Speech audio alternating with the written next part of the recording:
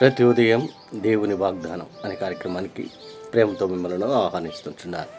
ఈ ఉదయకాల సమయంలో దేవుడు మన కొరకు ఏర్పాటు చేసినటువంటి వాక్య భాగము జకర్యా గ్రంథము 9వ అధ్యాయము 12వ వచనాన్ని ధ్యానించుకుందాం. జకర్యా గ్రంథము 9వ అధ్యాయము 12వ వచనాన్ని ధ్యానించుకుందాం. బంధకములలో పడియుండియు నిరీక్షణ గల వార్లారా మీ కోటను మరలా ప్రవేశించింది. క్రీస్తునందు ప్రేమైన దేవుని బిడ్డలారా, ఈ ఉదయకాల సమయంలో పరిశుద్ధాత్మ దేవుడు మనకిస్తున్నటువంటి వాగ్దానము, బంధకములలో పడియుండి నిరీక్షణ గల వారలారా మీ కోటను మరలా ప్రవేశించింది. దేవుడు ఇస్తున్నటువంటి ఈ యొక్క వాగ్దానాన్ని మనకును మన జీవితాలకును దేవుడు ఆశీర్వాదకరంగా మార్చును కాక. మరి ఈ యొక్క మాటల్లోని అంతరార్థాన్ని, ఆత్మీయ సత్యాలను మనం గ్రహించినట్లయితే, ప్రవక్తలలో ఒకడైనటువంటి జకర్యా ఈ గ్రంథాన్ని రచిస్తూ చెదిరిపోయినటువంటి ఇశ్రాయేల్ ఉద్దేశించి దేవుడు జకర్యా ప్రవక్తతో మాట్లాడుతున్నటువంటి మాటలు.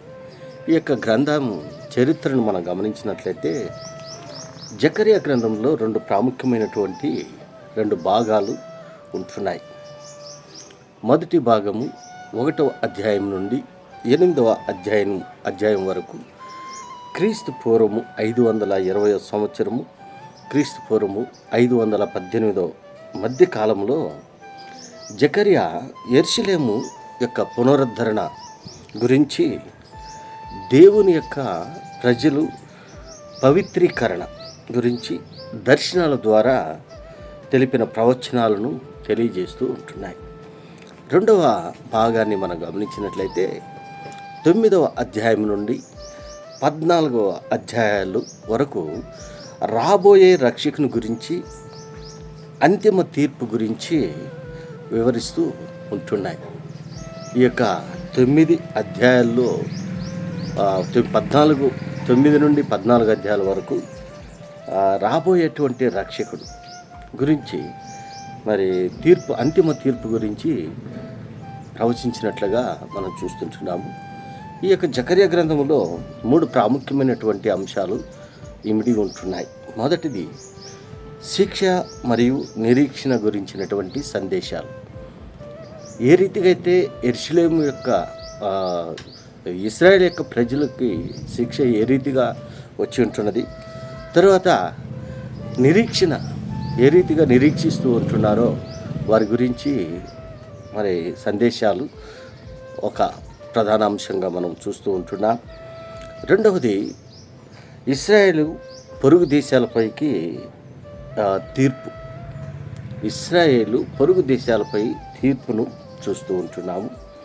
మూడవ అంశాన్ని మనం గమనించినట్లయితే, భవిష్యత్ కాలంలో క్షేమ సమాధానాలు గురించి మూడవ భాగముగా మనం చూస్తుంటున్నాం. క్రీస్తునందు ప్రియమైన దేవుని బిడ్డలారా, మరి ఈ యొక్క ఉదయకాల సమయంలో దేవుడు మనతో మాట్లాడున్నటువంటి మాట, బంధకములలో పడియుండి నిరీక్షణ గల వారలారా మీ కోటను మరలా ప్రవేశించింది. మరి జకర్యా ప్రవక్త ఇశ్రాయేల్ యొక్క ప్రజలను ఉద్దేశించి ఏ రీతిగా వారి యొక్క జీవన విధానము ఉంటున్నదో, ఏ బంధకాల్లో చిక్కుని ఉంటున్నారో, తిరిగా వారిని యెరూషలేమునకు పునఃప్రవేశింప చేయాలన్న ఉద్దేశంతో, అది దేవుని యొక్క ఉద్దేశంగా ఉంటున్నది. మరి మీ కోటను మరలా ప్రవేశించి తిరిగి యెరూషలేములో ప్రవేశించింది ఇశ్రాయేలు గురించి మరి ప్రవచనాలను మనం చూస్తుంటున్నాం. అంత మాత్రమే కాదు, నిరీక్షణ గల వారలారా ఇశ్రాయేలు ప్రజలు నిరీక్షణ కలిగి ఉంటున్నారు. ఎందుకనగా బబులోను చెరలో వారు ఉంటున్నారు. ఆ బబులోను చెరలో నుండి దేవుడు వారిని తిరిగా యెరూషలేముకి రప్పించటము దేవుని యొక్క చిత్తమైనటువంటిది. అందుకే మరి 9వ అధ్యాయం 9వ వచనంలో మనం గమనించినట్లయితే, అక్కడ యేసుక్రీస్తుని గురించి మరి ప్రవచిస్తూ ఉంటున్నాడు. సియోను నివాసులారా బహుగా సంతోషించుడి, యెరూషలేము నివాసులారా ఉల్లాసముగా ఉండుడి.